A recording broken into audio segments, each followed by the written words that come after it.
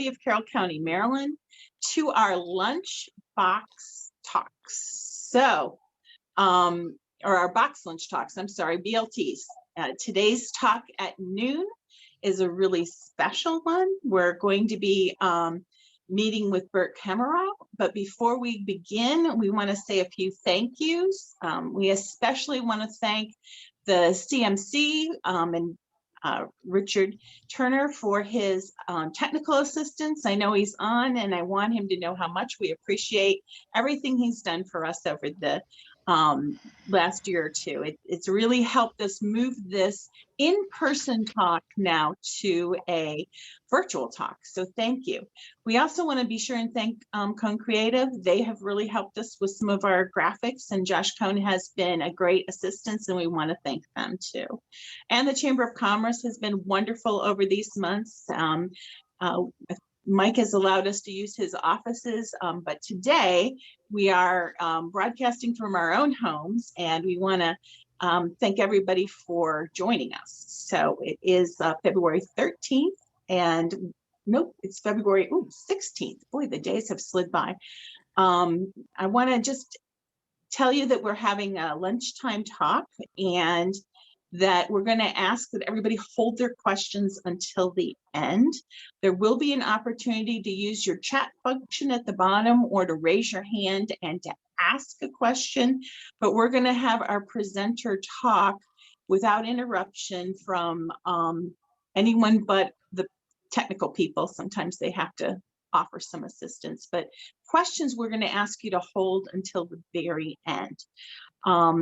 And also we'll have a few announcements at the end about new and upcoming events. So you'll want to stay in there even after some of the questions to hear about our upcoming exciting opportunities. So with that, I just want to introduce our speaker, Bert Kummerow. He's been studying Maryland and American history for 50 years now. He helped found the Living History movement in the United States and has been a popular writer, public speaker, public television producer, and museum director.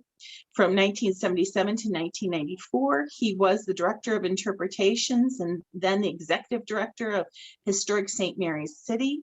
He was the founding director of the Civil War Medicine Museum in Frederick, and most recently has been the CEO and president of the Maryland Historical Society. As president of his company, History Works, Inc., he has been a multifaceted public historian using a wide range of skills and experience to bring history to the general public. And in 2017, he became the founding director of Maryland's Four Centuries Project, laying the groundwork for a successful commemoration of Maryland's quadricentennial. And Frank Batavik, our former chair of the Historical Society, knows Bert very well, and he's going to actually say a few more personal words about him. So Frank, will you step in and say something? Sure, I'd be delighted to do so. I've known Bert for over 50 years. When I arrived at Maryland Public Television in 1971, Bert was one of the movers and shakers there. He was in the throes of producing a series called Stories of Maryland, a costume drama on the history of the state. And I think they did maybe 4 or 5 installments of that. You can find them, by the way, if you go to the Maryland Public TV website and look, you'll find some of those old programs, and they're just marvelous to watch, and you'll learn a great deal. I consider Bert the Zelig or the Forrest Gump of Maryland history. If you're familiar with those 2 movies, they deal with characters who are always there with the right person at the right time. And in Bert's case, he was the right person at the right time. And as you heard from his bio, he was everywhere. He was at St. Mary's City, directing the museum there. He came to the Maryland Historical Society. He was at the National Museum of Civil War Medicine, which he founded. He did interpretation exhibits for the Maryland Historic Trust. I could go on. And now he's working with the Maryland 400 Project. So when one looks back at the history of Maryland over the last, I'm going to say 25 years at least, maybe 30, 40 years, the name Burt Kummerow is going to rise strong and hard, because that guy was responsible for a lot of the things that have been done to preserve Maryland history. And we have a debt of gratitude. And I'm also thrilled to have him speak to us today. So Bert's also written 5 books. If you care to go on Amazon and look for his books, and they're excellent. There's one on the War of 1812 and the Chesapeake, which I think you'd enjoy. So that's Burt Kummerow. Thank you, Frank. And now we'll turn it over to Bert. So Bert, I'm going to spotlight you and you can turn on your screen. Very good. Very good. Thank you so much, Frank. That was really, really a very, very nice introduction. We go back to those days when public television was just getting started, and boy, was it a good time, because you could do all kinds of things that are probably much more difficult now. Well, hello, Carroll County, on this wintry week that we've had a lot of sleet and rain and other things. And I wanted to just thank the Carroll County Historical Society for having me there several times. I'm very fond of the historical societies around the state, and Carroll County is one of the better ones. And I think that all of these historical societies are right at the source of the kind of information that is really important to us historians. It's local history at its best. I'm going to go now to the talk that I have prepared.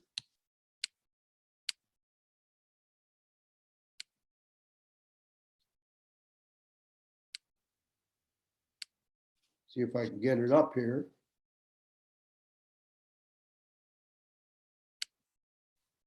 There we are.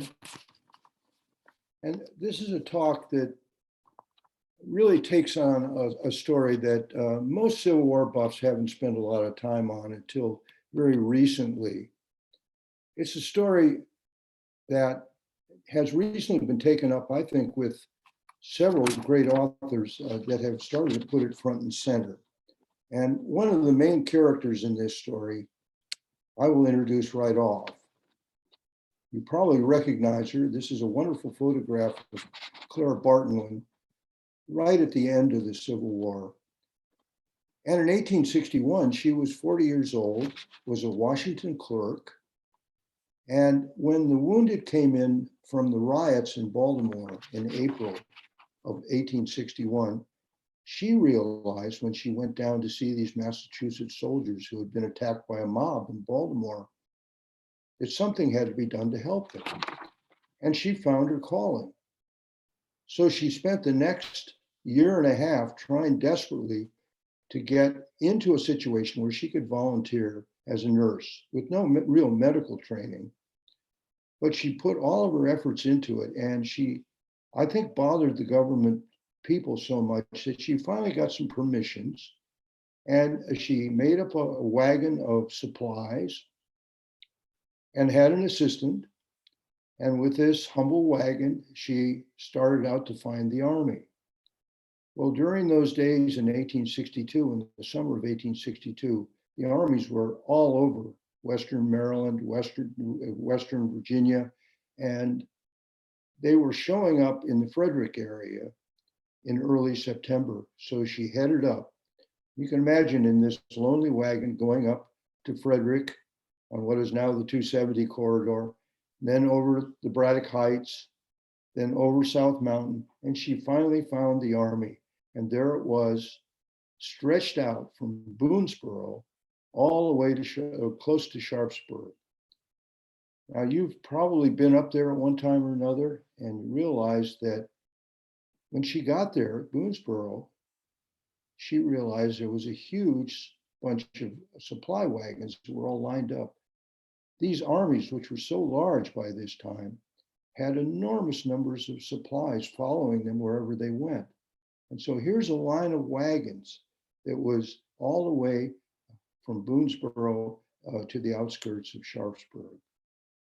And during that evening, the evening of September 16th, 1862, it had been a warm day. There was fog hanging in the valleys overnight, and as the evening turned into dark, you can imagine how restless this area must have felt. more than 100,000 men, all preparing for something that they knew was going to be terrible the next day. So I'm going to show you a picture of these wagons because I think that's an important factor in this. And this is a picture taken in 1865, but you can see the wagons all lined up. And I just wanted to mention for a moment, this was a fixture with every army that came to the front to try to fight another army. They always had lines and lines of wagons behind them. When they went into the wilderness in 1864, the Army of Potomac had 40 miles of wagons following them.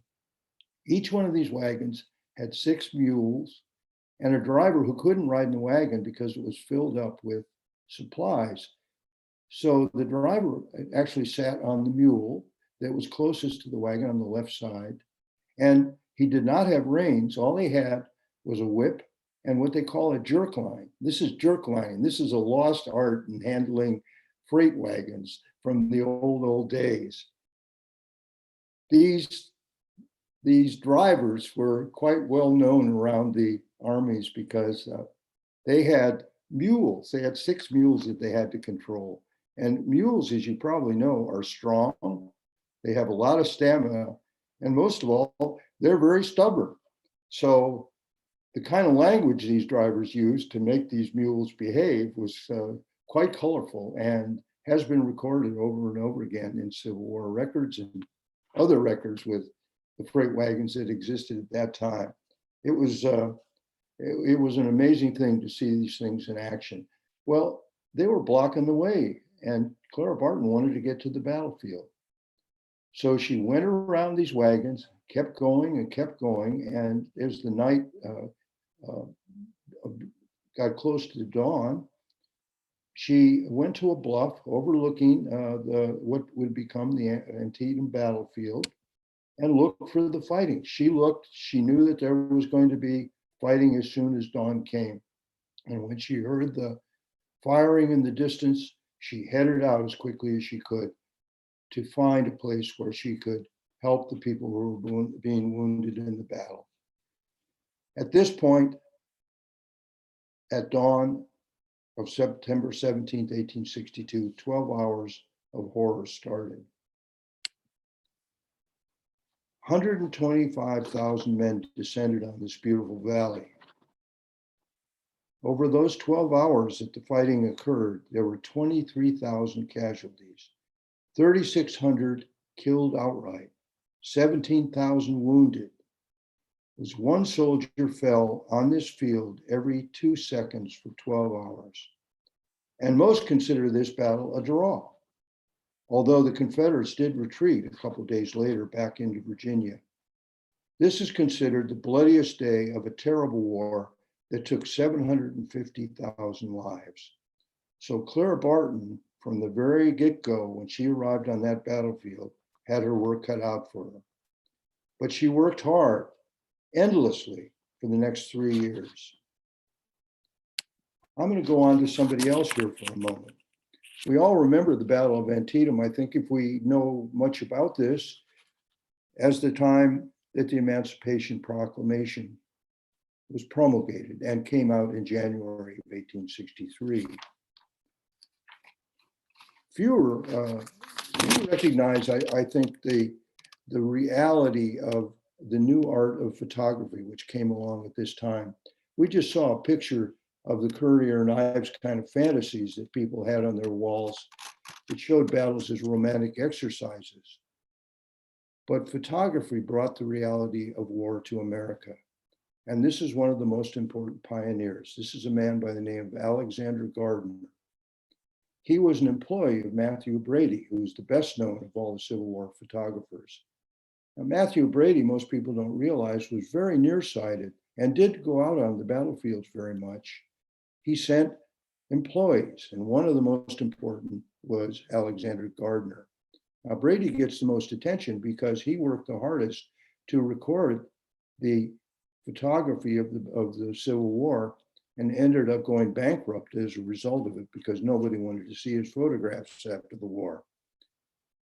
But Mr. Gardner being as intrepid as he was, got on the Antietam battlefield only a day after the battle. And he took his wagon out onto the battlefield. And those of you who know anything about photography in that era, it was a one-stop operation. You had to go in your wagon, you had to prepare the plate with chemicals. It's called a wet plate process. You had to go to your camera that was all set up for the photograph, expose the plate, then run back to the wagon and actually prepare it so that the negative comes up and you actually have the photograph. It took about 15 to 20 minutes to take a photograph. Maybe some people were much better at it than that, but it took a while and it was a very laborious process. But in spite of that, there were enormous numbers of photographs taken during the war because it was such a great new art that everybody was interested in at the time, especially getting photographs that they could send home in a little card called a carte de visite. Now, the photographs that Alexander Gardner took are pretty second nature to us now because we've seen them so much over the years, but they were pretty terrifying at the time and they're not very pretty. We have photographs of the dead at Bloody Lane, the sunken lane. We have more photographs at the sunken lane. We have photographs of Louisiana soldiers at the fence on the Hagerstown Pike. This is only about a day after the battle. And we have the famous photograph of the dead Confederates at the Dunkirk Church, which is about the center of the battlefield. Well, these photographs were immediately taken by Matthew Brady to his gallery in New York City because he knew they were going to be of interest to the public. And they caused a firestorm. Here's what the New York Times said about them. Mr. Brady has done something to bring to us the terrible reality and earnestness of war. Remember those Currier and Ives fantasy paintings. If he has not brought bodies and laid them in our dooryards and along our streets, he has done something very like it. In short, Mr. Gardner and Mr. Brady had changed history. By the time the war ended, there were millions of photographs that were taken of the fighting. And they gave us a never before look at what conflict, what war was really like. I want to show you one photograph that Alexander Gardner took about a month after the battle. It's a famous photograph. It's a photograph of Abraham Lincoln, who's an obvious part of this photograph. And near him, looking at him, is General McClellan, the commander of the Army of the Potomac at the time. He's surrounded by mostly anonymous staff members and generals that we don't really remember today. Over there on the right, leaning up against fence with the hat on, the tent with the hat on, is George Armstrong Custer, who seemed to be able to get into all kinds of photographs, even though he was a junior officer. But right in the center of this photograph, right in the center, between Lincoln and McClellan, is the man that I want to introduce here because most of you won't have a clue who he is. If you do know who he is, you get a special gold star. This is a man who changed the history of medicine. And here he is in one of the most important photographs of the Civil War, totally anonymous. Now I'm going to go back for a moment to the beginning of the war because it started out as a great adventure. And we have these photographs of eager young soldiers who are very interested in getting out there and getting into combat because they're afraid they're going to miss it. Volunteers flock from both sides. These are soldiers in Richmond in 1861. They all had 3-month enlistments because they thought the war was going to be over.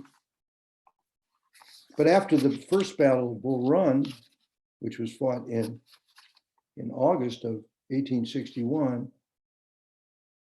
the army started growing, and everybody started to prepare for the next part of this, the next chapter in this conflict. Over the next 7 months, there were hundreds of thousands of men showed up to be in the armies. They were mostly farm boys, and they settled in unsanitary camps where they had very little sanitation. And they started dying in droves from preventable diseases. This was the first great medical crisis of the war because there were enormous numbers of dead from disease, more in the end than had actually died in the combat in the Civil War. We go on to the Battle of Shiloh, which in April 1862 was a bloodbath in Western Tennessee that no one could have imagined. It was because of the old tactics that were being used and the new weapons. Suddenly, a soldier had a weapon in his hands that he could hit something when he aimed at it. The old muskets didn't even have sights on them. But the new weapons had sights and they could hit a man at 400 yards. But they were still using the old tactics because they had to load from the muzzle and they had to stand up. Well, as you can imagine, this created enormous amounts of casualties and the Army didn't really know what to do about it. And we had a period of time when I'm going to go back here if I can. I'll see if I can get back to this first one. When we had a disaster happening because at battles after Shiloh, there was a drumbeat. You can imagine if you lived in a small town somewhere and this village had provided a bunch of men who marched proudly out to war, and suddenly you hear in newspapers that a dozen young men from your town had been killed and were lost, perhaps forever. And you don't really know what in the world happened. And this drumbeat continued through the summer of 1862 with the 7 days battles near Richmond. This is an actual scene of a field hospital during one of the battles of the 7 days. If you look closely, you can actually see a bunch of straw hats. There's a surgeon in the foreground with a straw hat on. Some colonel's wife in this New York regiment thought it'd be great to put straw hats on these soldiers. So they issued straw hats to the entire regiment. When they went into battle, these straw hats were incredible targets. And so they had enormous amounts of casualties. This is the kind of unbelievable things that happened when they were fighting in these battles because they had these new weapons and they could pick people off. So thousands were dead and dying, and they were in these very squalid field hospitals, sometimes not getting treated for days at a time. And along, excuse me, I'm going back the wrong way. Along came a hero in the midst of all this. The medical system was overwhelmed. They didn't know exactly what to do. But then the Battle of Antietam showed up, and I like to call it the season of Antietam because thousands of wounded were carted painfully over the mountains in wagons back to Frederick. Through the fall of 1862, poor Frederick, that had already had a pretty well-known hospital and was a railhead where he could send the wounded to Washington and Baltimore, suddenly had more wounded in the town than there were residents. And from then on, the war would not go away from Frederick. It was in the war for the rest of the fighting. But a savior of sorts showed up, and his name was Jonathan Letterman. He is the man in that famous Lincoln photograph standing between Lincoln and General McClellan. And he showed up to clean up a disastrous and overwhelmed medical situation. In the next 10 months, Dr. Letterman burned himself out. But at the same time, he worked so hard, he created an organized triage on the battlefield, which was very helpful in finding out the wounded who could be helped. He developed an ambulance system that worked and got people off the battlefield to field hospitals, and he organized the field hospitals so they greatly reduced the suffering. Letterman is one of the genuine heroes of the war. He was so burnt out after the Battle of Gettysburg that he went west and he became the coroner of all things of San Francisco. And today, Some of you may remember the Letterman Hospital, which was so well known during the Second World War in the Presidio in San Francisco, named for Jonathan Letterman. I had an uncle in World War II who was the only survivor of a kamikaze attack on an artillery battery on a ship. And he spent 2 years in that Letterman Hospital. It was pretty well known to my family. Where was Clara Barton during all this trauma? Well, she found her place in a makeshift and totally unsanitary field hospital near the fighting, and she used her supplies she had brought with her to help as much as she could. She recorded one famous incident in particular with literally millions of projectiles flying all over the battlefield. And she was holding a wounded soldier in her arms, trying to help him. A ball passed between my body and the right arm, which supported the wounded soldier, cutting through his chest from shoulder to shoulder. There was not more to be done for him, and I left him to rest. I have never mended that hole in my sleeve. I wonder if a soldier ever does mend a bullet hole in his coat.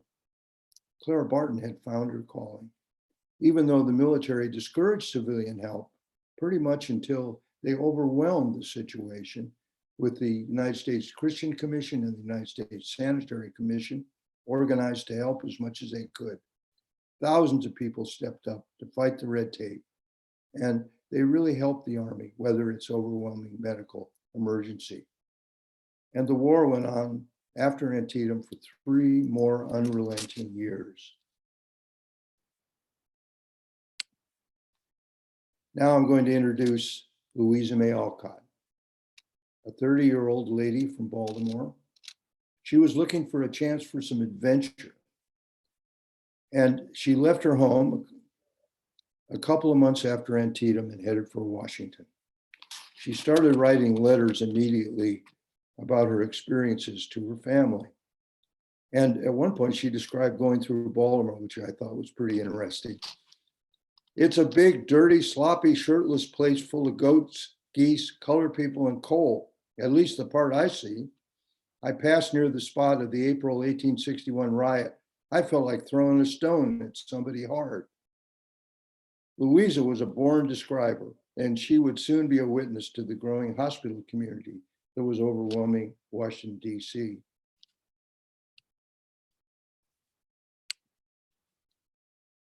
Please note the ladies peering through the window in this photograph of a Georgetown school turned into a hospital. They're probably volunteer nurses who are working in the hospital. Now, Louisa May Alcott arrived at one of these hospitals that was created out of buildings that were available.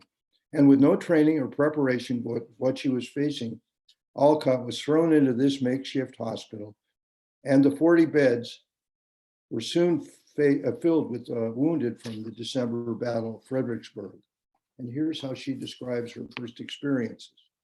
The first thing I met was a regimen of the vilest odors that ever assaulted the human nose and took it by storm. Cologne, with its 7 and 70 evil savors, was a posy bed to it.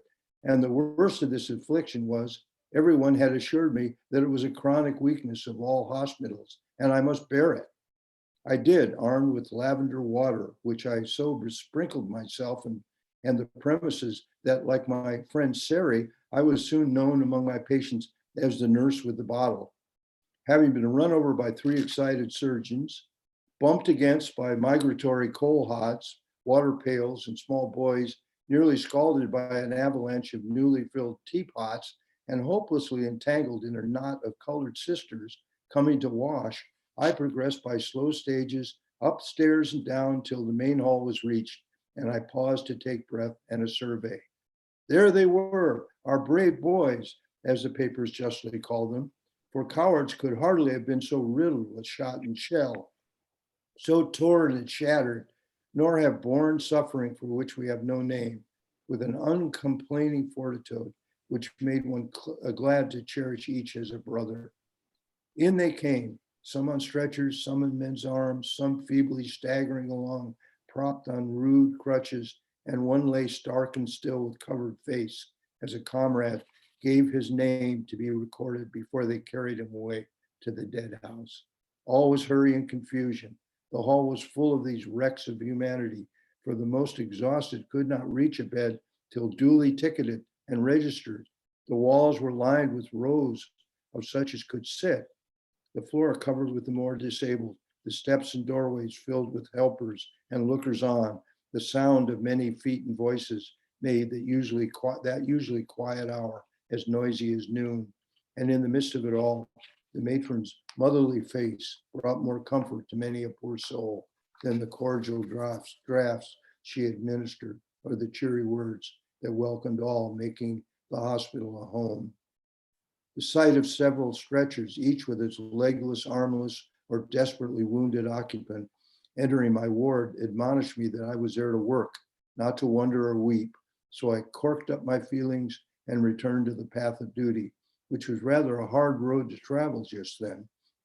Around the great stove was gathered the dreariest group I ever saw, ragged, gaunt, and pale, mud to the knees, with bloody bandages, untouched since put on days before, many bundled up in blankets, coats being lost or useless, and all wearing that disheartened look which proclaimed defeat, more plainly than any telegram of the Burnside blunder at Fredericksburg.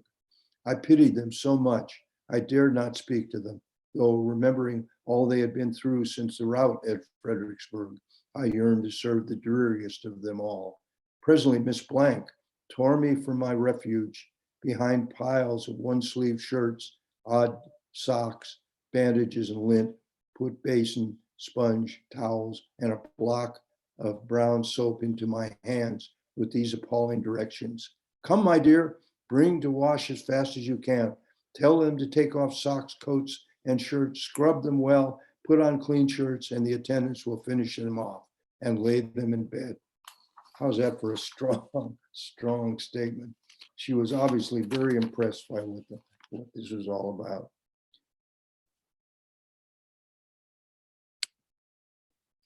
And about the same time, in December of 1862, the 43-year-old self-styled New York poet, Walt Whitman, traveled to Fredericksburg after that battle, looking for a brother wounded in the fighting.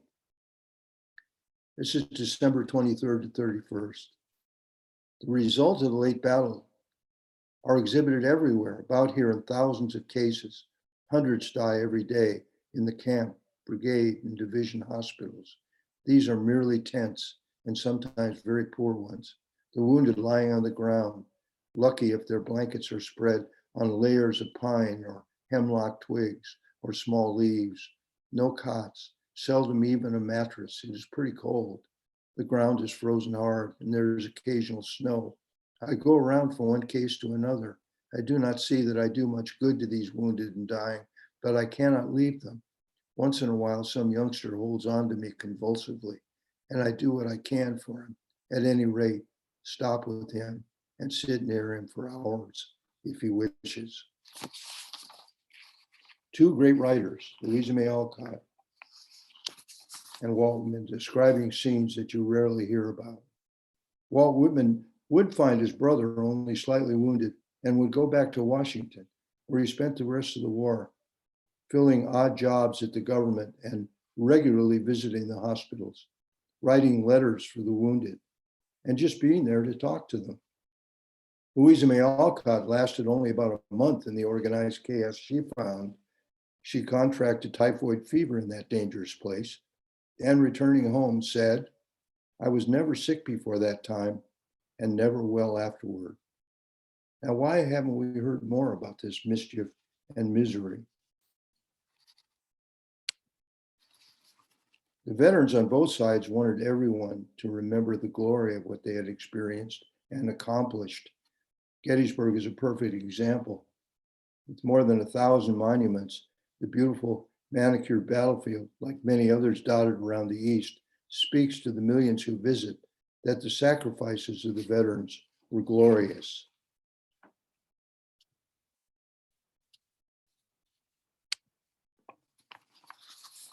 Clara Barton even has her own monument, and this is the monument at the Antietam battlefield.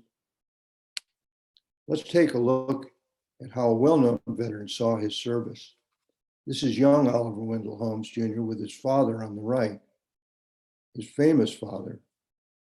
And Oliver Wendell Jr. at 20, Oliver Wendell Holmes Jr. at age 20 was an officer in the 20th Massachusetts Regiment. He was wounded 3 times. In 1861, what became a minor battle compared to the ones later in the war, called Ball's Bluff on the Potomac River. Holmes, for the first time, saw the stark horror of being a soldier for a few hours and was wounded. After Antietam, his family received the nightmare of a midnight telegram about his wounding, and Oliver Wendell Holmes Sr. recorded his successful search around the battlefield looking for the captain, who he finally found in a train. This is a famous piece called Searching for the Captain that was in the Atlantic magazine. Holmes survived another wound in 1864 at the Battle of Wilderness and went on to a long and influential life as a U.S. Supreme Court justice. At an 1884 Memorial Day Grand Army of the Republic reunion in Keene, New Hampshire, the veteran captain's thoughts about his war experiences were very strongly expressed. Excuse me. We have shared the incommunicable experience of war. We have felt, we still feel the passion of life to its top. In our youth, our hearts were touched by fire. Now, wouldn't you want to enlist if you heard this kind of a speech? And this, by the way, is Mr. Holmes later in life as a famous and influential Supreme Court justice. The veterans did recognize their post-trauma feelings as soldiers' heart compared to shell shock in the First World War and now PTSD. But they had few outlets to get help or even express the war's horrors, except among their comrades. Civil War combat was a very individual experience with the enemy close at hand and millions of these mini balls flying around, sounding like bees. In thinking about the chaos of combat, I have a tough time understanding how a soldier who experienced that chaos would be willing to repeat it, but they did time and again over 3 years. In a 3-year enlistment, if disease didn't get you, the soldier's life would feature days and months of boredom, punctuated by short periods of terror. Only a handful of authors, besides today's 3 principals, in the early period after the war, wrote about the war's horrors. The short stories of Ambrose Bierce are a vivid example. You may know about them. There's a famous one called The Occurrence at Owl Creek. There's another called Chickamauga. Mark Twain, whose enlistment only lasted about a month in 1861, fled to Nevada and California and wrote one short story about meeting up with war's reality. And he followed it up with an anti-war prayer, which is very powerful, during the Spanish-American War. There is also a book called Hardtack and Coffee by a veteran by the name of John Billings. It's a memoir of what it was like to be in the Union Army, and it's a wonderful piece of work. It's practical, it's lively, it's even very funny at times, and it's well illustrated. And it doesn't really spend a lot of time talking about being wounded, but it is a very, very good piece. And a generation after the war, Stephen Crane, with his famous Red Badge of Courage, beautifully pursued the reality of what Civil War combat was all about.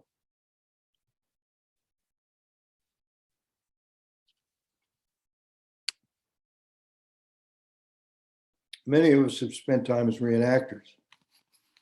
It has some merit as a tool to get authentic tools and practices out to the public. Battle reenactments, however, are spectacular if there's enough people involved. But from my point of view, they're counterproductive because they lack what all war is about, death and destruction. Civil War buffs, by the way, have never met a detail that was too much. When I was a seasonal ranger at Gettysburg in the early 1960s, I spent time in the US Archives looking for the names of the general's horses at Gettysburg. And I did pretty well. Quite often, however, until recently, there was less interest in what Walt Whitman called the hospital part of the drama. Let me return for a moment to our witnesses for some more vivid examples of what the Civil War was really all about. Louisa May Alcott. See if I can get this going here.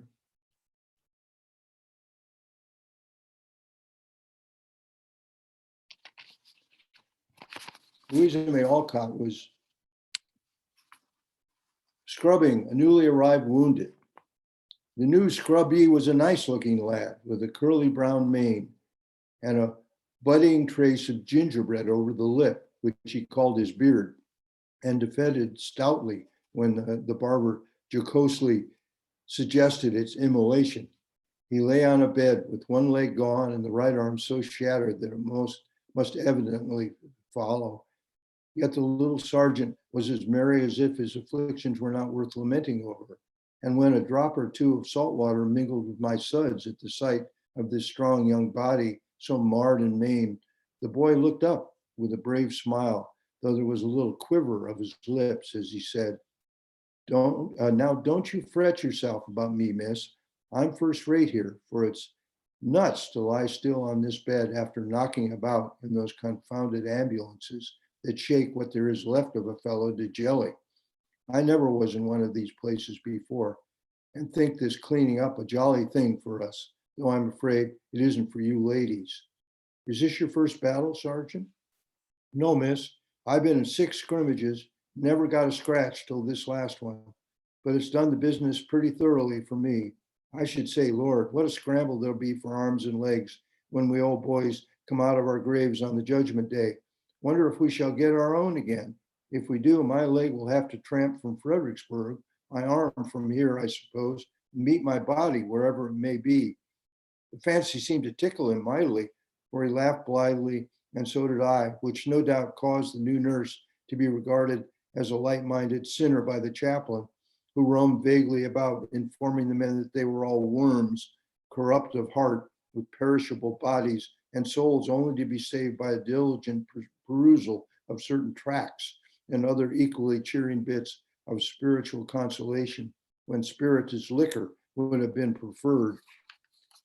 I say, miss, called a voice behind me, and turning, I saw a rough Michiganer with an arm blown off at the shoulder and 2 or 3 bullets still in him, as he afterwards mentioned as carelessly as if a gentleman were in the habit of carrying such trifles about with him. I went to him, and while administering a dose of soap and water, he whispered fretfully, that red-headed devil over there yonder is a Reb, damn him. You'll agree to that, I'll bet. He's got shed of a foot, or he'd a cut like the rest of the lot. Don't you wash him, nor feed him, but just let him holler till he's tired. It's a blasted shame to fetch them fellers in here alongside of us. And so I'll tell the chap that houses this concern. Cuss me if I don't. I regret to say that I did not deliver a moral sermon upon the duty of forgiving our enemies and the sin of profanity then and there, but being a red-hot abolitionist, stared fixedly at the tall rebel who was a copperhead in every sense of the word, and privately resolved to put soap in his eyes, rub his nose the wrong way, and excoriate his cuticle generally if I had the washing of him. We're going to go on to the Washington hospitals with Walt Whitman. On one of his regular visits between 1863 and 1865, there were several temporary hospitals on what is now the Washington Mall. One of them was the Armory Square Hospital, which is near where the Smithsonian Indian Museum is today. Wednesday, February 4th, 1863, visited Armory Square Hospital, went pretty thoroughly through wards E and D, supplied paper and envelopes to all who wished, as usual, found plenty of men who needed these articles, wrote letters, saw and talked with 2 or 3 members of the Brooklyn 14th Regiment. A poor fellow in Ward D with a fearful wound in a fearful condition was having some loose splinters of bone taken from the neighborhood of the wound. The operation was long and one of great pain, yet after it was well commenced, the soldier bore it in silence.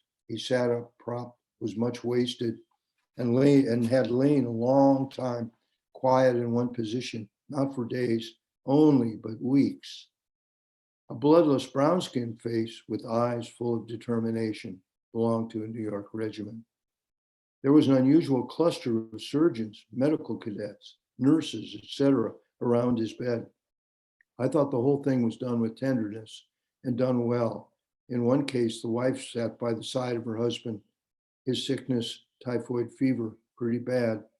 In another, by the side of her son, a mother. She told me she had 7 children, and this was the youngest, a fine, kind, healthy, gentle mother, good looking, not very old, with a cap on her head and dressed like home. What a charm she gave to the whole ward. I liked the woman nurse in Ward E. I noticed how she sat a long time by a poor fellow who just had that morning, in addition to his other sickness, bad hemorrhage, that gently assisted him, relieved him of the blood, holding a cloth to his mouth as he coughed it up. He was so weak, he could only just turn his head over on the pillow. One young New York man with a bright, handsome face had been lying several months from a most disagreeable wound received at Bull Run. A bullet had shot him right through the bladder, hitting him in the front, low in the belly, and coming out the back. He had suffered much. The water came out of the wound by slow but steady quantities for many weeks, so they lay almost continuously in a sort of puddle, and there were other disagreeable circumstances. He was of good heart, however, at present comparatively comfortable, had a bad throat, was delighted with a stick of horehound candy I gave him with 1 or 2 other trifles. Like Clara Barton and Walt Whitman, they both found their calling, and hundreds and thousands of others did during these difficult years.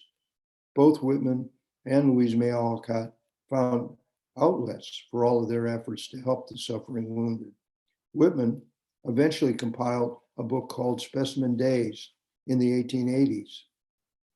And Alcott published her letters, thanks to her family, in a popular book entitled Hospital Sketches in 1863.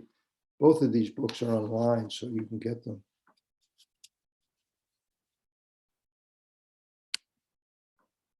Clara Barton never stopped trying to help the people who suffered in this man-made catastrophe. She went on, as we know, to found the Red Cross after the war. As the Civil War ended, she took on the difficult task of finding the thousands of soldiers totally missing, totally gone. She opened an office in downtown Washington that has recently been rediscovered. And miraculously, it was hardly changed from the time that she was there. And it is now open and being interpreted by the National Museum of Civil War Medicine, right across from the restaurant called Haleo, one of my favorites in DC. I end with recent scholarship and public interpretation related to the real war, as Walt Whitman called it. And he said it would never get in the books. This Republic of Suffering by Professor Drew Gilpin Faust. She was a former Harvard president, and she's a first-rate Civil War historian. It traces the huge effect of all the Civil War killing, as I said before, estimated at 750,000. And the effect that all that killing had on America's Victorian-based attitude towards death and dying. Among other factors, mortuary science and embalming got a huge lift in the war. There are many other books now about the neglected story, but one of the best interpretations that you're going to find is right in our own backyard. I was lucky enough to help open the National Museum of Civil War Medicine, and that's where I got the rest of the story. The museum is in downtown Frederick and is a very meaningful place because of its location. And it's in the site of a building which was a maker of coffins during the war. And of course, all of downtown Frederick was filled with wounded at various times during the war. I have much appreciated the museum's growth and their prosperity. And go, if you haven't yet, and get the rest of the story. It's the story of President Lincoln's better angels and how those better angels face this horror head on. And finally, a quote from one of the war's patron saints, known as the angel of the battlefield, Clara Barton. If I were to speak of war, it would not be to show you the glories of conquering armies, but of the mischief and misery they strew in their tracks, and how, while they march on with tread of iron and plumes proudly tossing in the breeze, someone must follow closely in their steps, crouching to the earth, toiling in the rain and darkness, shelterless themselves, with no thought of pride or glory, fame or praise or reward, hearts breaking with pity, faces bathed in tears, and hands in blood. Thank you so much for allowing me to give you what I have learned over the years is the real story of the Civil War. And I wanted to mention, just before we get into any questions, that as a founding director of the Maryland's 4 Centuries Project, we are extremely interested in telling the whole story of Maryland, all 400 years, and getting a conversation going in places like the Historical Society of Carroll County about Maryland's complicated history as a border state, all the warts, all the good things, all the things that really are coming to light with great new scholarship and with the use of new tools like the internet. You can still go if you want to take a look at these wonderful authors. Of course, we all know Louisa May Alcott. She's gotten so much attention recently because of her famous story, Little Women. But this particular book that was written in the midst of the Civil War is a very, very solid account of what it was like to be a volunteer in one of these places. And Walt Whitman, of course, one of the great literary figures of American history, spent almost 2 years doing what he could just to be there for these soldiers who are suffering so much. So thank you, and I will be happy to answer any questions. Well, Bert, thank you so very much. I very, very much appreciate it. I have a couple of questions I want to ask you. Of course, the privilege of being on with you, I get to do that. However, if you who are watching would like to ask some questions, there are 2 ways you can do it. One, you can do the thing in the lower corner where you put your hand up. And when you put your hand up, we will call upon you to ask your question. That way there won't be a bunch of cross chatter of other people asking questions at the same time. The other way to ask a question is to put it in the chat. And in the chat, we'll read that question off for Bert, give him a minute to think about it. And you can get your questions answered that way. So while you're thinking of your questions and while you're tapping them into your chat function in the lower corner, in the lower box by the participants, I'm going to ask him a couple of questions that just came to me while I was listening. And one, I just wanted to ask about the photography when you were talking about Gardner's photography. Mm-hmm. Can you help me remember? I think I knew at one time, this was before glass negatives. Were these daguerreotypes or tintypes, or what kind of photography was field photography?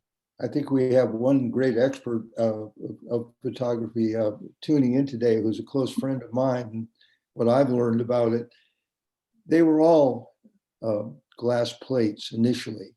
Okay. From the daguerreotype on, they were just different methods of coating the plate so that they could take a photograph. The early daguerreotypes were a different system than the later ones. And they went through a whole series of innovations, but they were all glass plates. And I think about the time of the Civil War, they started developing tintypes and other types of things. And of course, they could transfer these photographs to paper, which became a great thing during the Civil War, because if you were a soldier, all proud of what you were going to get involved in, you could get a picture taken for not very much money in the camps, and they would give you what they called a carte de visite. In other words, a visiting card that you could send home with your proud picture on it. These are very collectible today. You've probably seen the photograph of Harriet Tubman, which was taken around 1867.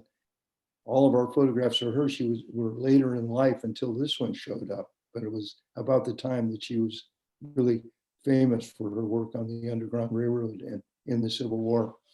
So these are systems that were laborious at the time, but they were just so different from what had happened before. And they were so magical and mystical. You can imagine. Suddenly you have your image on a glass plate. Oh my God. Well, I know for some of these boys from the country, that might be their first and maybe even last photograph ever, you know? Yeah. Yes, very much so. As time went on, it got easier and easier to get these photographs. And of course, people came along like Mr. Eastman up in Rochester, who created the Kodak, you know, the Brownie camera and all those things. But they were all later. They were all in the late 19th, early 20th century. But, so for me, I always think to myself, how amazing that those glass negatives then made it to the battlefield without breaking in one of those wagons. Well, I mean, can you imagine how hard that was? Yes, you probably have seen a lot of them have cracks in them, and they actually are still in the photograph. There's a famous one of Lincoln taken just a few days before he was killed, and it has a big, huge crack across it, but it's such an important photograph. It is what it is. And poor Brady had all these glass plates, and after the war, he was trying to make money on them, and nobody was particularly interested. I have heard, and I'm not sure about this, but I have heard that they were so useless to people that they were actually being used in greenhouses, you know, for plates. You know, I've heard that too. Actually, Yeah. I've heard that too. I've heard they found them in greenhouses. They were all ruined, of course. Yeah, well, they probably were. But still, so many photographs have survived. That's what's so amazing. And the Library of Congress has really been on a tear here. You know, they have a huge collection of these. And some of the most famous are down there, which is a great place to put them. Mm-hmm. So I have another question that is maybe more applicable to the times today. But, you know, we have with our pandemic, and we have so many caregivers who are trying really hard to take care of family, either sick with COVID or just in general. Do you hear people saying the same things that you've read in your historic resources? Are people handling things the same or differently? I think, you know, there's so many different technologies available to us now, but at the same time, I think these are all similar experiences. When you have somebody who is in the case of this pandemic, they go in the hospital and all you can do is either get a Zoom with them or, you know, you really lose them. They're gone. Mm-hmm. And I think that probably is similar. You can imagine a 18-year-old son or brother marching off to war, so happy everything's going to be so great, and I'm going to have an adventure, and he's gone. You never see him again. It's just gone. And this happened so much because so many people were killed on the battlefields. They were buried quickly, and they tried to mark the graves as best they could, but there are so many unknowns in these cemeteries, and it's the result of the fact that they didn't, with all these huge battles, they didn't have ways to really record very successfully who'd been killed. So when you were lucky enough to have and they did have undertakers around the battles, you know, they sometimes had lost soldiers disinterred and then embalmed as best they could, put in a coffin and sent home. You can imagine going out to the railroad station and maybe having 3 or 4 coffins sitting there, looking at the glass plate in the top of the coffin, trying to see if it was your loved one. It's just awful stuff. It's just, it couldn't be worse. I mean, it's just awful. Yes. So I'm gonna go to some of the questions in the chat. And the first one I'm gonna read to you is that the question is, were conscientious objectors allowed to refuse to participate in the Civil War? And then the last of the part of the question was an observation that I was a conscientious objector and did alternative service between 1969 and 1971. So Bert, do you know of that answer? The only thing I know of is that if you could afford it and you didn't want to go to the war, and they did have a draft, that you could hire us what they called a substitute. Yeah. In other words, somebody else would go in the Army for you, and you would you would be charged a fee for that. I think also you probably could, if you weren't actually grabbed by, by enlistment people in your hometown or something like that, and had to join the Army unless you could afford to find somebody to go in your place, you could very well, people could disappear in the world of the 1860s, and you could go down and volunteer, I'm sure, as many people did, to help as best they could. Walt Whitman is a perfect example. I mean, he was a little old for the Army.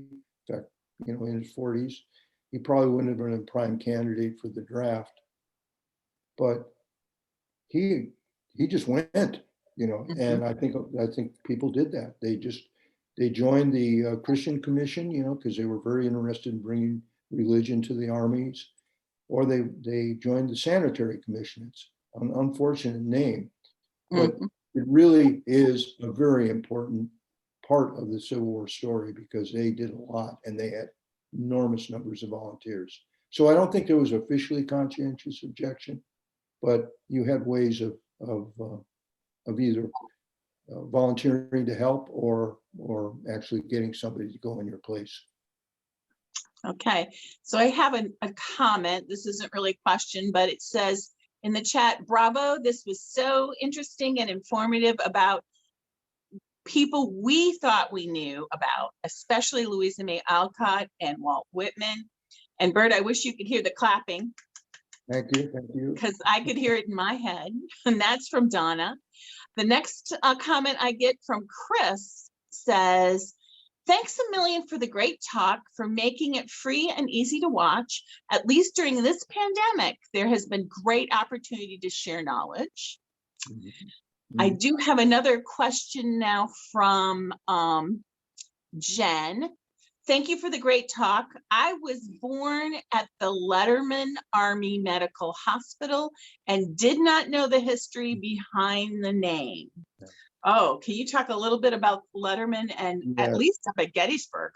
Yes, well, Jonathan Letterman was one of those kind of people who was no nonsense. He realized that this was a huge emergency, and when he arrived with the Army, after their fighting around Richmond in 1862, he took over as quickly as he could. You can imagine how hard it was, but he worked day and night. And by the time they got to Gettysburg, he had been working nonstop for months and months and months on trying to get this thing organized so that they could do the best they could. They were blind to a large degree with regard to infection. And that's one of the great tragedies of the war, because just 10 years later, they were in the process of discovering what caused disease and infection. That just wasn't available to these guys. So they lost a lot of people that they didn't need to, but the whole thing, it was so well organized by Gettysburg that they set up, if you go on the battlefield and you go on a tour, you could go to the division hospitals, and they all have plaques around them. They were in farms behind the lines, and they would take the soldiers who were from a particular unit and take them to a specific place. And they had an ambulance corps that was being developed. And you probably saw the comment by Louisa May Alcott when she heard a soldier talk about how bad the ambulances were. They had two-wheeled ambulances at the beginning of the war, and these things were just absolutely horrible. They hurt the wounded more than they helped them. And then they gradually developed ambulances which were a little more comfortable. And the ambulance corps became a big deal in 1864 and 1865. And it was a result of Jonathan Letterman's work. And also getting, at the beginning of the war, they only had people who were musicians or other functions who weren't actually carrying muskets in the ranks of the regiment, who were supposed to go out on the battlefield and collect the wounded. Well, it didn't work. It was awful. So they actually developed ways in which they could get people out who knew what they were talking about, corpsmen, and they would check the wounded to see if they were beyond hope or they were could be helped. And they gave, right on the battlefield, they gave an initial idea of what could be done with this soldier.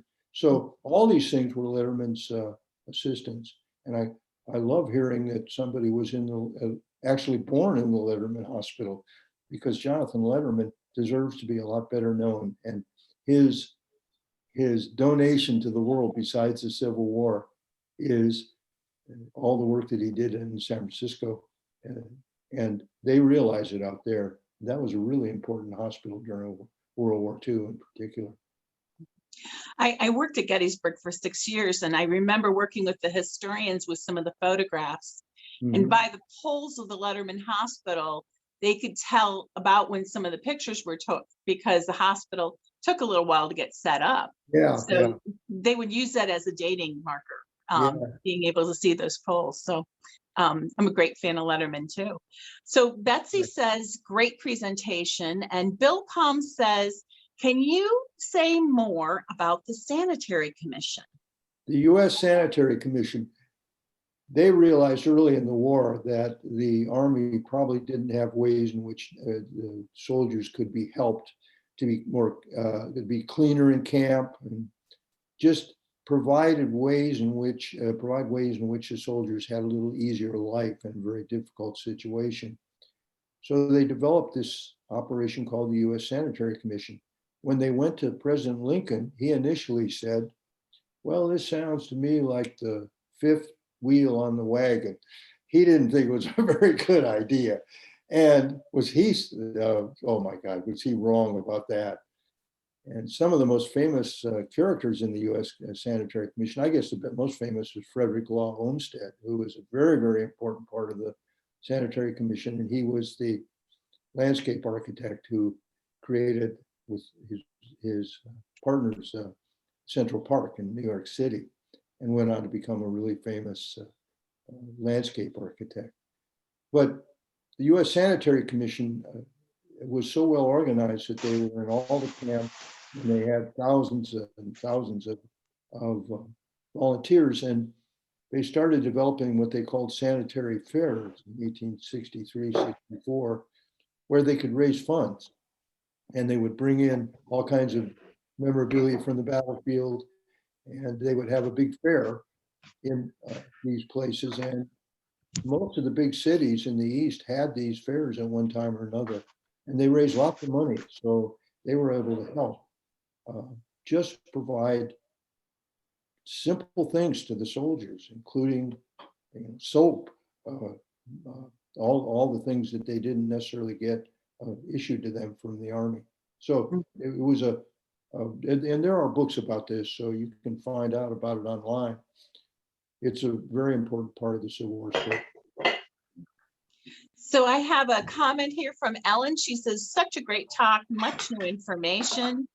I have another comment from Bonnie. It says, a big thank you from the residents at Brightview Westminster Ridge. Do I have any hands up? Lynn, do you see any hands up for questions? Some people have unmuted, so maybe it would just be a good time. If people have a question they'd like to ask, please feel free to do it. Just unmute your audio and ask your question.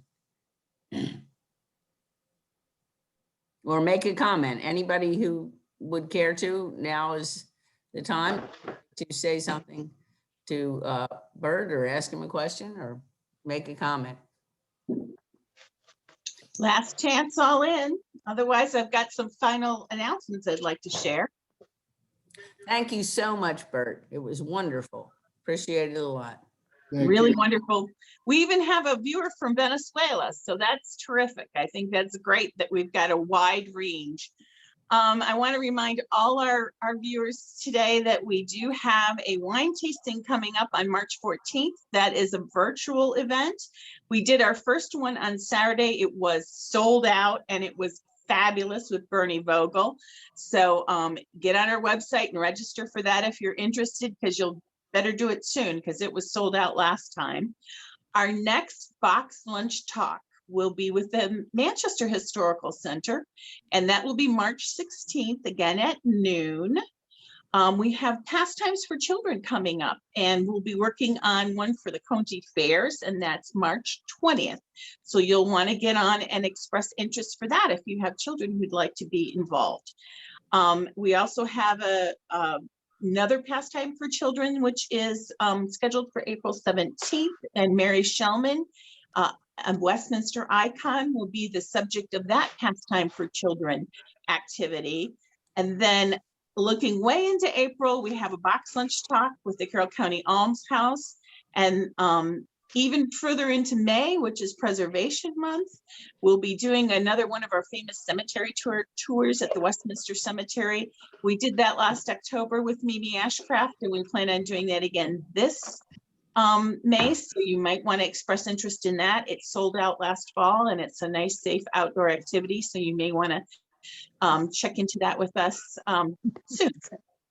All right, Chris, if I can just add this, that Belva Lamont will be our speaker in March, and she is with us now, and she's also a volunteer at the Historical Society in addition to playing a big role at the Manchester History Center. So we're very excited to have her, and we have Bev Humbert with us, who will be our speaker in April in the Alms House. So we have wonderful presentations coming up. Absolutely. So thank you so much, Bert. Thanks, Lynn. She's our program chair, so that's how come she knows so much about what's coming up. And I think we all should have a little mental round of applause that we can share to everyone. Thank you so very much. Okay. And thank you for your help. Thank you, Bert. Okay, very good. Honored to have you. Thank you. So this concludes our presentation, and thank you very much.